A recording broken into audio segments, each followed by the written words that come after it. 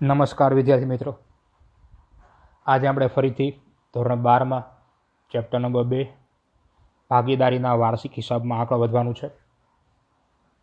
આજે આપણે ઉદાહરણ નંબર 1 વિશેની માહિતી મેળવવાની છે. તો ઉદાહરણ 1ની આપણે શરૂઆત કરીએ તો એના પર સૌપ્રથમ આપણે રકમ વાંચી લઈએ અને હવાલા ટીક કરી લઈએ. તો અહીંયા કીધું છે કે રામ અને શ્યામ 6:4ના પ્રમાણમાં નફો નુકસાન વહેંચતા ભાગીદાર છે. આનો મતલબ તમને લોકોને નફા નુકસાનનું પ્રમાણ પહેલેથી જ આપી દીધું છે, જેનું પ્રમાણ છે 6:4. આને ખાસ ધ્યાનમાં રાખજો, કારણ કે જ્યારે પણ તમારે વહેંચણી પાત્ર નફો કે ખોટ વહેંચવાની થશે તો તે 6:4માં વહેંચાશે. 31/3/2017ના કાચા સરવૈયા અને તેના આધારે વાર્ષિક હિસાબ તૈયાર કરવાના છે. આપણે સૌપ્રથમ હવાલા જોઈ લઈએ. તો હવાલામાં સૌથી પહેલો હવાલો કહે છે કે આખર સ્ટોકની કિંમત 45,000 રૂપિયા છે, જેની બજાર કિંમત 10% વધુ છે. આ જે હવાલો છે આપણે તેની સીધી અસર આપીશું. એના પછી કહે છે કે મૂડી પર 10% અને ઉપાડ પર પણ 10% લેખે વ્યાજ ગણો. તો મૂડી અને ઉપાડ બંનેની બાજુમાં આવશે નંબર 2. એના પછી પોઈન્ટ છે કે યંત્ર પર 10% અને ફર્નિચર પર 5% લેખે ઘસારો ગણો. બરાબર છે. તો યંત્રની સાથે તમને યંત્રનો ઘસારો આપ્યું છે, તો બંનેની બાજુમાં આવશે નંબર 3. અને એની જ નીચે તમને ફર્નિચર આપ્યું છે, તો ફર્નિચરની નીચે પણ આવશે નંબર 3. એના પછીનો પોઈન્ટ છે કે દેવાદાર પર 5% ગાલખાદ અનામતની જોગવાઈ કરો. તો દેવાદારની બાજુમાં લાગશે નંબર 4. ગાલખાદ આપણને આપી છે, તો ગાલખાદની બાજુમાં પણ નંબર 4 લખીશું. અને ગાલખાદ અનામત આપી છે, તો ત્યાં પણ આપણે લખીશું નંબર 4. એના પછી છે કઈ છે કે ચૂકવવાના બાકી ખર્ચા. અલગ અલગ ખર્ચા છે, જેમાં સૌથી પહેલું પગાર, તો પગારની બાજુમાં આવશે નંબર 5. એના પછી પરચુરણ ખર્ચા, તો પરચુરણ ખર્ચની બાજુમાં પણ નંબર 5. અને સૌથી છેલ્લે ભાડું અને વેરા, તો ત્યાં પણ લાગશે નંબર 5. અને નંબર 6ના હવાલો એવું કહે છે કે ભાગીદારી કરારનામાની જોગવાઈ પ્રમાણે જો નુકસાન હોય તો પણ મૂડી પર વ્યાજ ચૂકવવાનું છે. એનો મતલબ કે નુકસાન હોય કે નફો હોય, બરાબર છે, તમારે મૂડી પર વ્યાજ ફરજિયાત ચૂકવવાનું. એટલે આમ આ હવાલો કંઈ કામ લાગતો નથી, એમ જ ખાલી તમને લોકોને આપ્યો છે. છુપા હવાલાની અંદર આપણને 2 છુપા હવાલા આપેલા છે. સૌથી પહેલું ભાડાપટ્ટાનું મકાન, આ તમારો થશે હિડન એડજસ્ટમેન્ટ. અને એના પછી ગીતાની 8%ની લોન 1/10/2016થી, તો આ પણ થશે તમારો છુપો હવાલો, એટલે કે હિડન એડજસ્ટમેન્ટ. ઓકે, તો આપણી પાસે એટલા હવાલા આપ્યા છે. હવે કરીએ આપણે દાખલાની શરૂઆત. તો દાખલાની અંદર આપણે ટોટલ 5 પોઈન્ટથી દાખલો શરૂ કરીએ છીએ, તે તમને બધાને ખબર છે. 5 વિગતથી આપણે કોઈ પણ દાખલો શરૂ કરવાનો. હવે 5 વિગતમાં સૌથી પહેલી જે વિગત છે તે છે શરૂનો સ્ટોક. તમને લોકોને કાચા સરવૈયાની અંદર ઉધાર બાજુ પર શરૂઆતનો સ્ટોક આપેલો છે. આપણે લખીએ શરૂનો સ્ટોક.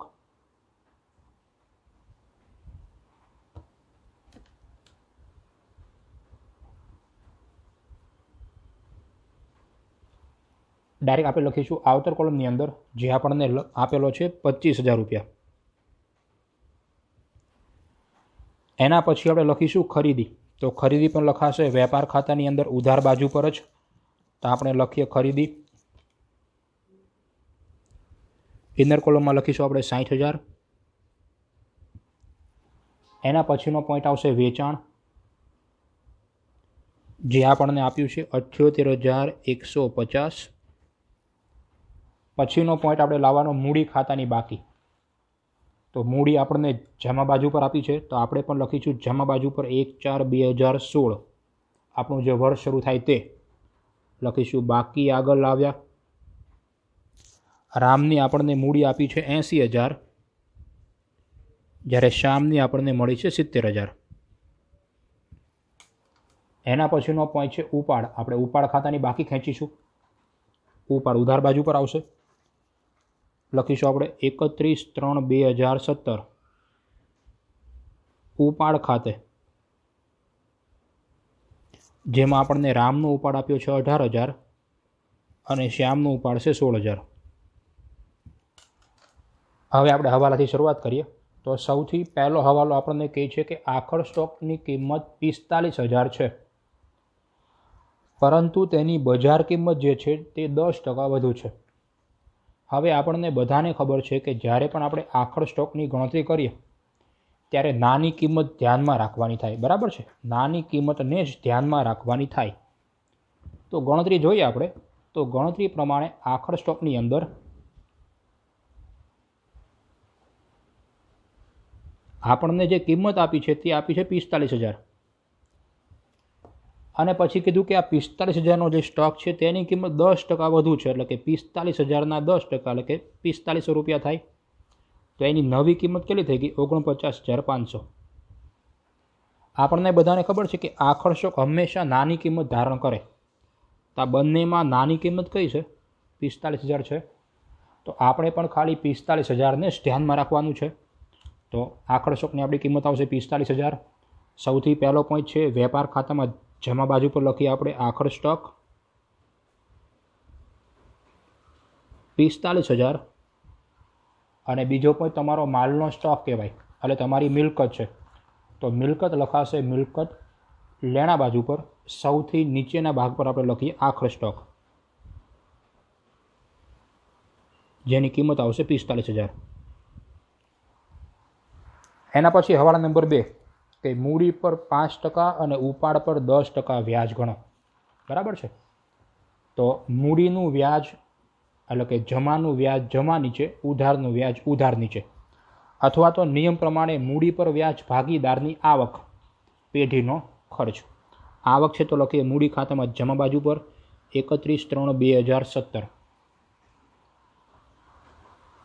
મૂડી પર વ્યાજ, બરાબર છે? મૂડી પર વ્યાજ 80,000ના 5% એટલે કે 4,000, જ્યારે 70,000ના 5% એટલે કે 3,500.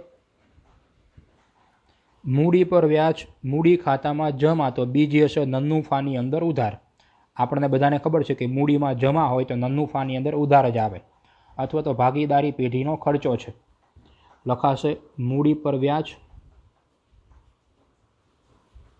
રામ અને શ્યામ બંનેની આપણને મૂડી આપી છે વ્યાજની અંદર. રામની અંદર આવશે 4,000 અને શ્યામમાં આવશે 3,500. બંનેનો ટોટલ થશે 7,500. એના પછીનો પોઈન્ટ છે તો આપણને કીધું છે કે ઉપાડ પર વ્યાજ ગણો. ઉપાડ પર વ્યાજ ગણો 10%. તો ઉપાડનું વ્યાજ ભાગીદાર માટે ખર્ચો, તો ખર્ચો લખાશે મૂડી ખાતાની અંદર ઉધાર બાજુ પર લખાશે 31/3/2017 ઉપાડ પર વ્યાજ 18,000ના 10% એટલે કે 1,800 અને 16,000ના 10% એટલે કે 1,600. ભાગીદારનો ખર્ચો એટલે ભાગીદારની મૂડી ઘટે એટલે ઉધાર બાજુ પર. બીજી અસર મૂડી ખાતામાં ઉધાર તો નફા નુકસાન ફાળવણી ખાતામાં જમા બાજુ પર લખીશું આપણે ઉપાડ પર વ્યાજ. બે ભાગીદાર છે રામ અને શ્યામ. રામનો ઉપાડ છે 1,800 અને શ્યામનો છે 1,600. તો ટોટલ બંનેનું વ્યાજ થશે 3,400 રૂપિયા. 3,400 રૂપિયા. એના પછીનો પોઈન્ટ છે અંદર હવાલા નંબર 3, જેમાં લખ્યું છે યંત્ર પર 10% અને ફર્નિચર પર 5% લેખે ઘસારો ગણો. એટલે સૌથી પહેલો પોઈન્ટ છે કે યંત્ર. હવે યંત્ર તમારી મિલકત, તો લખાશે મિલકત લેણા બાજુ પર સૌથી ઉપરના ભાગને આપણે ભાગ ઉપર લખીએ આપણે યંત્ર. ટોટલ 20,000નું આપ્યું છે. ટોટલ આપણને યંત્ર કેટલાનું આપ્યું છે? 18,250નું આપ્યું છે. એના પર જૂનો ઘસારો પ્લસ થશે, કારણ કે આપણને ખબર છે કે જે કાચા સરવૈયાનો ઘસારો હોય તે પહેલાં પ્લસ કરી દેવાનો. તો 18,000માં આપણે 1,750 પ્લસ કરીએ તો આપણા યંત્રની કિંમત મૂળ કિંમત મળી ગઈ 20,000. હવે આના પર આપણે ઘસારો ગણીશું તો 20,000ના 10% એટલે કે 2,000. તો આપણી કિંમત થશે 18,000. અને યંત્ર પર ઘસારો તમારું નુકસાન તો નુકસાન લખાશે નફા નુકસાન ખાતામાં ઉધાર બાજુ પર લખીશું યંત્રનો ઘસારો, કિંમત આવશે 2000। જ્યારે એના પછી ફર્નિચરની વાત કરીએ તો ફર્નિચર ઉપર આપણે 5% ઘસારો ગણવાનો છે। તો ફર્નિચર આપણને કાચા સરવૈયાની અંદર ઉધાર બાજુ પર આપ્યું છે 8000। મિલકત છે એટલે મિલકત લેણા લખાય, એમાંથી માઇનસ કરીએ ઘસારો, 8000ના 5% એટલે કે 400, તો કિંમત થશે 7600। અને ઘસારો તમારું નુકસાન, તો નુકસાન લખાશે નફા નુકસાન ખાતામાં ઉધાર બાજુ પર લખીશું આપણે ફર્નિચરનો ઘસારો, અને જેની કિંમત આપણને અહીંયા મળી છે 400 રૂપિયા। એના પછીનો પોઈન્ટ, એના પછીનો હવાલો છે કે દેવાદાર પર 5% ઘાલખાદની જોગવાઈ કરો, ઘાલખાદ અનામતની જોગવાઈ કરો। હવે દેવાદાર મતલબ તમારું લેણું, તો લેણું લખાય મિલકત લેણા બાજુ પર, આપણે લખીએ મિલકત લેણા બાજુ પર દેવાદાર। તમને કાચા સરવૈયાની અંદર આપ્યા છે દેવાદાર ટોટલ 45000, અને આ 45000ના 5% એટલે કે માઇનસ ઘાલખાદ અનામત, એ પણ હવાલાની, બરાબર છે। 45000ના 5% એટલે થશે 2250, તો ટોટલ કિંમત થશે આપણી પાસે 42750। હવે ઘાલખાદ તમારું નુકસાન છે, તમને ખબર છે, નુકસાન લખાશે નફા નુકસાનમાં ઉધાર બાજુ પર, એનું ફોર્મેટ લખીશું આપણે। ફોર્મેટ આપણને બધાને ખબર છે કે ઘાલખાદ કાચું સરવૈયું, જે આપણને કાચા સરવૈયામાં આપી છે 400 રૂપિયા, પ્લસ ઘાલખાદ હવાલાની નથી આપી તો નથી લખતા, પ્લસ ઘાલખાદ અનામત હવાલાની જે આપણે અહીંયા આપણે આગળ ગોતી હતી 2250, બંને પ્લસ કરીશું તો મળશે 2650, અને માઇનસ ઘાલખાદ અનામત કાચું સરવૈયું, જે તમને કાચા સરવૈયામાં જમા બાજુ પર આપ્યું છે 700 રૂપિયા, તો તમારી કિંમત થશે 1950 રૂપિયા, બરાબર છે। એના પછીનો પોઈન્ટ કહે છે કે પગાર, પરચુરણ ખર્ચ અને ભાડું ચૂકવવાનું બાકી। તો આપણે પહેલાં તો એક એક પોઈન્ટને લઈ લઈએ। સૌથી પહેલું લઈએ પગાર। હવે આપણને મરચું નામનો કોન્સેપ્ટ યાદ છે કે મરચું એટલે કે શું થાય, મરચું રેસીપીમાં પ્લસ થાય, એટલે રસોઈ બનાવે તો મરચું નાખીએ એટલે મ અને ચૂ બંને પ્લસ કરવાનું। તો સૌથી પહેલાં લઈએ પગારને, આપણને આપ્યો છે 15000 કાચા સરવૈયામાં ઉધાર બાજુ પર, અને પછી કીધું છે કે ચૂકવવાનો બાકી છે, હવાલામાં કીધું ચૂકવવાનો બાકી, કેટલા રૂપિયા 500, તો ટોટલ થશે 15500। એના પછી લઈએ આપણે પરચુરણ ખર્ચ, કે ભાઈ પરચુરણ ખર્ચ પણ ચૂકવવાનો બાકી છે, તો લખાશે પરચુરણ ખર્ચ, ટોટલ આપણને આપ્યો છે 1500 રૂપિયા કાચા સરવૈયાની અંદર ઉધાર બાજુ પર, અને ચૂકવવાનો બાકી કરીએ આપણે પ્લસ, કે ભાઈ ચૂકવવાનો બાકી 150 રૂપિયા, એટલે કિંમત થશે આપણી 1650। અને સૌથી છેલ્લું છે જેમાં કીધું છે કે ભાડું પણ ચૂકવવાનું બાકી છે, ત્યારે લખીએ ભાડું અને વેરા 5000 આપેલા છે વેપાર ખાતામાં, કાચા સરવૈયામાં ઉધાર બાજુ પર, ચૂકવવાનું બાકી કરીએ પ્લસ, ટોટલ 150, એટલે આપણી કિંમત થશે 5150। આ આપણે 3-3ની પહેલી અસર આપી। હવે બીજી અસરની અંદર પગાર, પરચુરણ ખર્ચ અને ભાડું વેરા ચૂકવવાનું બાકી છે, અને ચૂકવવાનું બાકી મતલબ તમારું દેવું, તો દેવું લખાશે મૂડી, દેવા બાજુ પર સૌથી પહેલું લખીએ આપણે, ઉપર ટાઇટલ મારી દઈએ કે ચૂકવવાના બાકી ખર્ચા।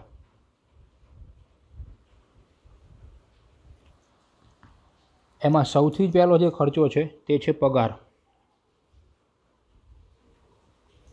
જે 500 રૂપિયા બાકી હતો। એના પછી પરચુરણ ખર્ચ, જે 150 રૂપિયા બાકી છે, અને પછી છે ભાડું અને વેરા, જે પણ 150 થાય છે, એટલે ટોટલ કરીએ તો 800 રૂપિયા થાય.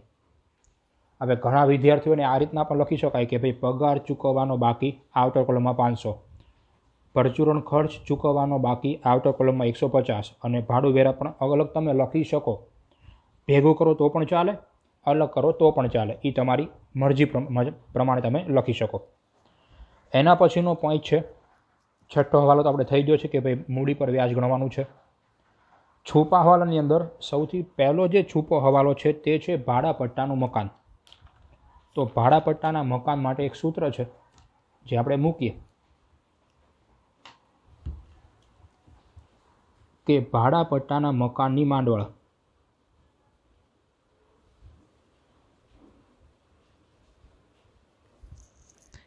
એનું સૂત્ર છે કે કિંમત ના છેદમાં બાકી વધતા વર્ષ.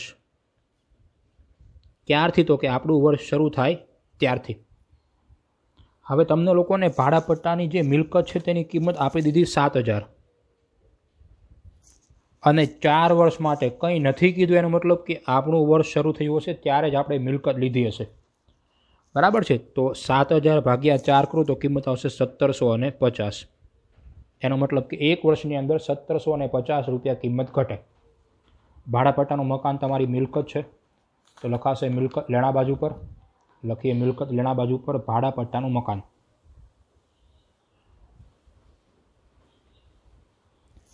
કિંમત આપણને ટોટલ આપી હતી 7,000, એમાંથી આપણે માઇનસ કરીએ માંડવાળ 1,750, તો આપણી કિંમત થશે 5250. અને બીજો પોઈન્ટ કે મકાન ઘટે એટલે કે થશે નુકસાન, તો નુકસાન લખાશે નફા નુકસાન ખાતાની ઉધાર બાજુ પર, લખાશે ભાડાપટ્ટાના મકાનની માંડવાળ. કેટલી માંડવાળ કરી આપે છે? 1,750. એના પછીનો પોઈન્ટ કઈ છે કે લીલાની લોન. તમે જોઈ શકો જમા બાજુ પર કાચા સરવૈયાની અંદર આપણને લીલાની લોન આપી છે. તો પહેલી વસ્તુ લોન આપી છે તો આપણું દેવું કહેવાય. તો આપણે મૂડી દેવા બાજુ પર લીલાની સૌપ્રથમ લોન લખી નાખીએ. લીલાની 8%ની લોન, જે આપણને 15,000 રૂપિયા આપી છે. આ કોઈ ભાગીદાર નથી, બાકી 6% વ્યાજ આપણે ગણી શકીએ, પરંતુ કોઈ બહારની વ્યક્તિ છે એટલે 8% વ્યાજ ગણાશે. હવે લોન લીધી છે એનો મતલબ કે વ્યાજ તો ચૂકવવાનું બને, પરંતુ કેટલું વ્યાજ તેની આપણે ગણતરી કરીએ. તો લોન પર વ્યાજની અંદર ટોટલ આપણે 15,000ની લોન લીધી. તમે જોઈ શકો કે 15,000ની લોન લીધી છે. બરાબર છે? કેટલા ટકાના દરે? તો કે 8%ના રેટ પર લીધી. પરંતુ લીધી ક્યારે? તો કે 1/10/2016 લીધી. તો હવે 1/10/2016થી લોન લો તો 31/3/17 આપણું વર્ષ પૂરું થઈ જાય. તો કેટલા મહિના થાય? તો કે 10, 11, 12, 1, 2 અને 3, ટોટલ 6 મહિના જ લોન વાપરી છે. તો વ્યાજ પણ ખાલી 6 મહિનાનું જ ગણાય, પૂરેપૂરા 12 મહિનાનું ગણાતું નથી. તો ગીતાની લોનનું વ્યાજ થશે 600 રૂપિયા. 15,000 ગુણ્યા 8% ગુણ્યા 6/12, એટલે કે 600 રૂપિયા વ્યાજ ચૂકવવાનું બાકી. હવે ચૂકવવાનું બાકી મતલબ કે તમારું દેવું. ચૂકવવાનું બાકી મતલબ તમારું શું થશે? દેવું. તો દેવું લખાશે મૂડી દેવા બાજુ પર કે ચૂકવવાનું બાકી, લોનનું વ્યાજ, કિંમત આવશે 600 રૂપિયા. અને બીજો પોઈન્ટ ચૂકવવું તો પડશે ને, એટલે ખર્ચો થશે. તો ખર્ચો લખાશે નફા નુકસાન ખાતામાં ઉધાર બાજુ પર કે લોનનું વ્યાજ, કિંમત આવશે 600 રૂપિયા. હવે જે વસ્તુ બાકી છે, હવાલા પતી ગયા એટલે જે વસ્તુ બાકી છે, ઉધાર હોય તો ઉધાર લખીશું, જમા હોય તો જમા લખીશું. ખાલી ખરીદ પરત અને વેચાણ પરતમાં એક ઊંધું થશે. શરૂઆત કરીએ આપણે ઉધાર બાકીથી. તો ઉધાર બાકીની અંદર સૌથી પહેલો પોઈન્ટ ઉપાડ આવી ગયું છે. દેવાદારનો પણ સમાવેશ થઈ ગયો, સ્ટોકનો પણ સમાવેશ થઈ ગયો. વેચાણ પરત, તો વેચાણ પરત થશે વેચાણમાંથી માઇનસ. બરાબર છે? વેચાણ પરત આપણે કરીશું વેચાણમાંથી માઇનસ વેચાણ પરત. 1,000 રૂપિયા માઇનસ કરીએ તો આપણી કિંમત થશે 77,500. 150। એના પછીનો પોઈન્ટ છે રોકડ સિલક। તમારી મિલકત છે તો મિલકત લખાશે મિલકત લેણા બાજુ પર આપણે લખીએ રોકડ સિલક, જેની આપણને કિંમત આપી છે 10,000 રૂપિયા। એના પછીનો પોઈન્ટ ખરીદી આવી ગયું। આપેલ વટાવ, આપેલ વટાવ મતલબ ઉધાર બાજુ પર છે એટલે લખાશે નફા નુકસાનમાં ઉધાર બાજુ પર આપેલ વટાવ, જેની કિંમત આપણને આપી છે 500 રૂપિયા। ગાલખાતનો સમાવેશ થઈ ગયો, યંત્ર પણ આવી ગયું, યંત્ર ઘસારો આવી ગયું, ફર્નિચર, પરચુરણ ખર્ચ, ઓકે। પાઘડી, પાઘડી બાકી છે તો પાઘડી લખાશે મિલકત લેણા, કારણ કે તમારી મિલકત છે, લખીશું મિલકત લેણા બાજુ પર પાઘડી, જેની કિંમત આપણને આપી છે 40,000 રૂપિયા। એના પછીનો પોઈન્ટ છે વેપાર ખર્ચ, વેપાર ખર્ચ નફા નુકસાન ખાતામાં ઉધાર બાજુ પર, જેની કિંમત આપણને આપી છે 1250। એના પછી આવક માલ ગાડા ભાડું, આવક માલ ગાડા ભાડું વેપાર ખર્ચ ખરીદીનો ખર્ચ, એટલે કે વેપાર ખાતામાં ઉધાર બાજુ પર લખીશું આવક માલ ગાડા ભાડું,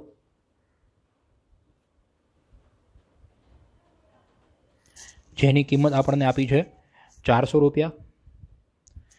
એના પછી બેંક વ્યાજ નાણાકીય ખર્ચ કહેવાશે, એટલે કે નફા નુકસાન ખાતામાં લખાશે ઉધાર બાજુ પર, લખીશું આપણે બેંક વ્યાજ, જેની આપણને કિંમત આપી છે 500 રૂપિયા।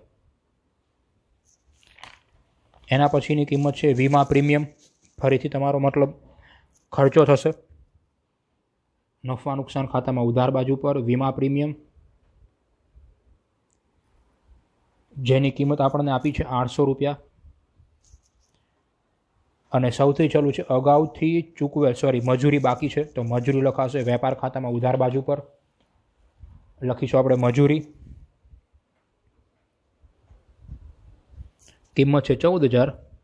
અને સૌથી છેલ્લો પોઈન્ટ છે અગાઉથી ચૂકવેલ વીમો, અગાઉથી ચૂકવેલ આપણું બનશે લેણું, તો લેણું લખાશે મિલકત લેણા બાજુ પર, આપણે લખીશું અગાઉથી ચૂકવેલ વીમો,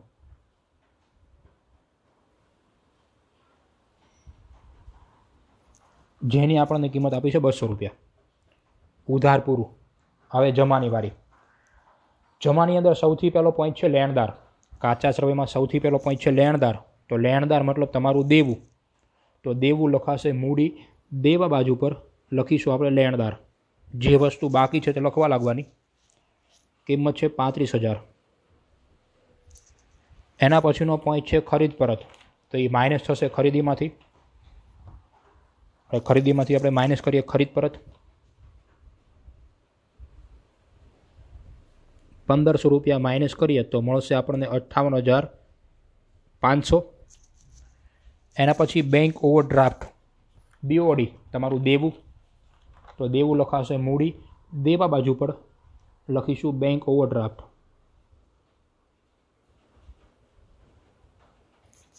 જેની કિંમત થશે 8,000 રૂપિયા। એના પછીનો પોઈન્ટ છે મજૂરીના બાકી દેવા, બાકી દેવા મતલબ કે ચૂકવવાનું બાકી, તમારું દેવું થશે તો લખાશે મૂડી દેવા બાજુ પર ચૂકવવાના બાકી મજૂરી, એટલે ચૂકવવાની બાકી મજૂરી, કિંમત આપણને આપી છે 1,000 રૂપિયા। અને સૌથી છેલ્લો પોઈન્ટ છે દેવી હુંડી, ફરીવાર દેવી હુંડી આપણું થશે દેવું, તો દેવું પણ લખાશે મૂડી દેવા બાજુ પર જ દેવી હુંડી, જેની કિંમત આપણને આપી છે 200 રૂપિયા। હવાલા પૂરા, એટલે આપણે હવે નિયમ પ્રમાણે ખાતું બંધ કરીએ। તો ખાતું સૌપ્રથમ વેપાર ખાતાથી બંધ કરીશું,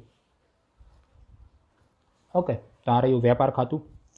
ઉધાર અને જમાનો સરવાળો કરીએ, તો ઉધાર અને જમાના સરવાળાની અંદર ઉધાર બાજુનો જે સરવાળો છે તે આવે છે 97,900, જ્યારે જમા બાજુ પરનો આપણે સરવાળો કરીએ તો આવે છે 1,22,150। ડિફરન્સ કાઢીએ તો મળશે 24,250, જે બાજુ પર નાનું છે તે બાકી ખેંચાશે, બરાબર છે। હવે જે મોટું છે તે નીચે લખવાનું છે, તો મોટી કિંમત આપણને મળી છે અહીંયા આગળ 1,22,150, જે ઉધાર લખીએ આપણે 1,22,150 અને ઉપર આપણે માઇનસ કરીએ તો મળશે 24,250. જે ડિફરન્સ મળે ને તે જ્યારે નાનું હોય ત્યાં લખાશે, એટલે કે ઉધાર બાજુ પર લખાશે, ત્યાં લખાશે કાચો નફો અને બ્રેકેટમાં લખીશું નફા નુકસાન ખાતે લઈ ગયા. અહીંયા ઉધાર છે તો હવે જશે નફા નુકસાન ખાતામાં જમા બાજુ પર. લખીશું નફા નુકસાન ખાતામાં જમા બાજુ પર કાચો નફો. બ્રેકેટમાં લખાશે વેપાર ખાતેથી લાવ્યા. બરાબર છે. કિંમત આવશે 24,250. ફરીથી નફા નુકસાન ખાતું બંધ કરીએ તો નફા નુકસાન ખાતાનો ઉધારનો સરવાળો કરીએ આપણે. તો ઉધાર બાજુ પરનો જે સરવાળો આવશે એ આપણને મળે છે અહીંયા આગળ 32,050 અને જમા બાજુ પર એક જ વસ્તુ છે 24,250, એટલે કે ઉધાર મોટું છે. ડિફરન્સ મળશે 7,800 જે આપણે જમા બાજુ પર લખીશું. ખાતું બંધ કરવાથી મોટો જે સરવાળો છે તે નીચે લખીએ 32,050 32,050. જમા બાજુ પર લખાશે આપણે ઉપરના બાજુ પર 7,800. આ પોઈન્ટ જે છે આ પોઈન્ટને કહેવાશે તમારે ચોખ્ખી ખોટ. બ્રેકેટમાં લખીશું નફા નુકસાન ફાળવણી ખાતે લઈ ગયા. અહીંયા ઉધાર છે તો હવે જશે નફા નુકસાન ફાળવણી ખાતામાં જમા બાજુ પર.